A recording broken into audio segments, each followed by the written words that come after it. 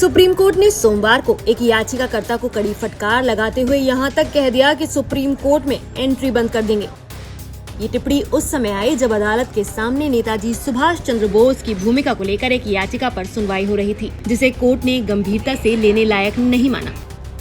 दरअसल ये मामला याचिकाकर्ता टीना कृपाणी मोहंती द्वारा दायर एक जनहित याचिका से जुड़ा था। इस याचिका में मांग की गई थी कि नेताजी सुभाष चंद्र बोस को राष्ट्रीय पुत्र घोषित किया जाए और उनकी अगुवाई वाली इंडियन नेशनल आर्मी INA को भारत को स्वतंत्रता दिलाने का मुख्य श्रेय दिया जाए।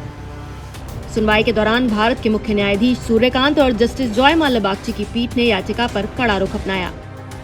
कोर्ट ने साफ कहा कि ये याचिका पब्लिसिटी हासिल करने की कोशिश लगती है। इसी दौरान CJI ने नाराजगी जताते हुए मौखिक रूप से कहा, सुप्रीम कोर्ट में एंट्री बंद कर देंगे।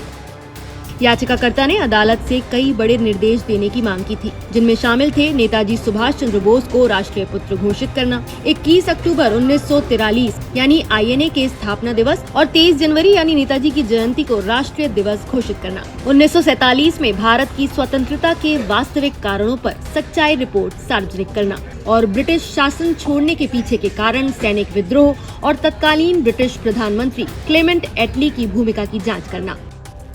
लेकिन इस याचिका पर सुप्रीम कोर्ट नाराज क्यों हुआ? दरअसल याचिकाकर्ता पहले भी इस तरह की याचिकाएं दाखिल कर चुका है, जिन्हें खारिज किया जा चुका है। इस तरह की मांगे न्यायिक दायरे से बाहर हैं और ऐतिहासिक राजनीतिक व्याख्या का विषय हैं। याचिका में कोई ठोस कानूनी आधार भी नहीं है।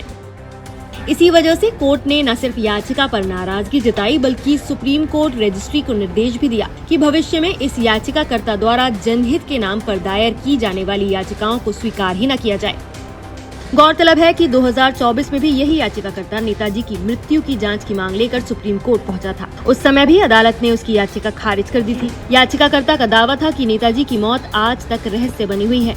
इसके अलावा हाल ही में नेताजी के पार्थिव अवशेष भारत लाने की मांग को लेकर दायर एक अन्य याचिका को भी सुप्रीम कोर्ट ने सुनने से इनकार कर दिया था। सुप्रीम कोर्ट ने इस मामले में साफ संकेत दिया है कि ऐतिहासिक तथ्यों की व्याख्या और सम्मान देने के मुद्दे अदालत के दायरे में नहीं आते, खासकर तब जब याचिकाएं बार-बार और बिना ठोस कानूनी आधार के दायर की जाएं। कोर्ट का सख्त रुख ये भी दर्शाता है कि न्यायिक समय का दुरुपयोग बर्दाश्त नहीं किया जाएगा। फिलहाल आप कोर्ट के इस फैसले पर क्या कहेंगे? हमें कमेंट करके अपनी राय जरूर बताएं।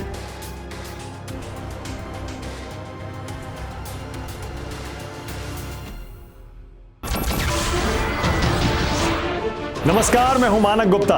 अगर आपको हमारा ये वीडियो पसंद आया हो तो इसे लाइक और शेयर जरूर करें और हाँ, हमें सब्सक्राइब और फॉलो करना ना भूलें ताकि आप देश और दुनिया की कोई खबर मिस ना करें। तो जुड़े रहिए हमारे साथ और देखते रहिए न्यूज़ 24।